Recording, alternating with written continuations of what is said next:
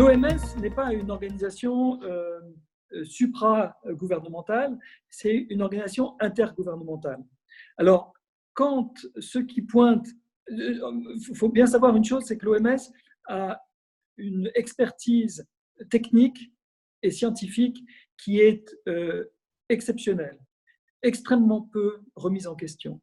J'ai rarement vu un position paper, un white paper de l'OMS ou une recommandation de l'OMS technique critiquée par personne, ni par les experts, ni par les gouvernements. Donc le rôle technique de l'OMS est très rarement contesté. Si on veut que l'OMS ait un rôle plus politique, c'est-à-dire prenne des décisions, c'est-à-dire émette des recommandations qui soient contraignantes, avec des sanctions, comme fait l'OMC par exemple, l'Organisation mondiale du commerce, alors il faut que ce qu'on pourrait appeler le conseil d'administration, le board de l'OMS, qui est en fait constitué uniquement des États membres de l'OMS, des gouvernements. L'Assemblée mondiale de la santé, qui se réunit d'habitude au mois de mai chaque année, probablement pas cette année, mais est l'organe de gouvernance de l'OMS.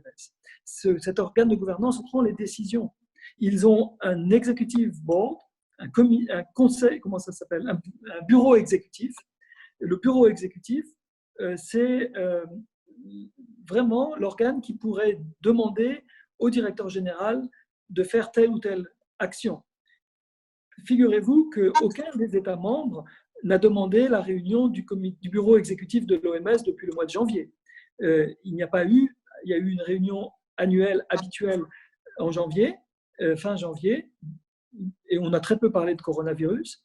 Et depuis, il n'y a eu aucune convocation de ce bureau pour dire au directeur général, nous voulons que vous fassiez cela, nous voulions que, par exemple, vous alliez à Taïwan, voir ce qui se fait à Taïwan, à Hong Kong, même si ça déplaît à nos amis chinois, vous allez le faire, ça n'a jamais été exigé par aucun des pays. Donc, je pense que c'est difficile de le reprocher à l'OMS aujourd'hui, alors que le board, le conseil d'administration de l'OMS, la gouvernance de l'OMS, ne l'a pas jamais simplement demandé.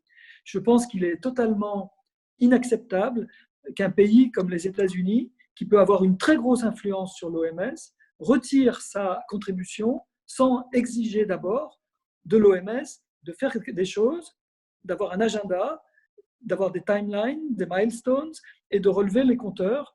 Et lorsque l'OMS aura failli à sa tâche, n'aura pas répondu aux injonctions de son board, alors oui, on peut prendre des décisions, mais pas avant.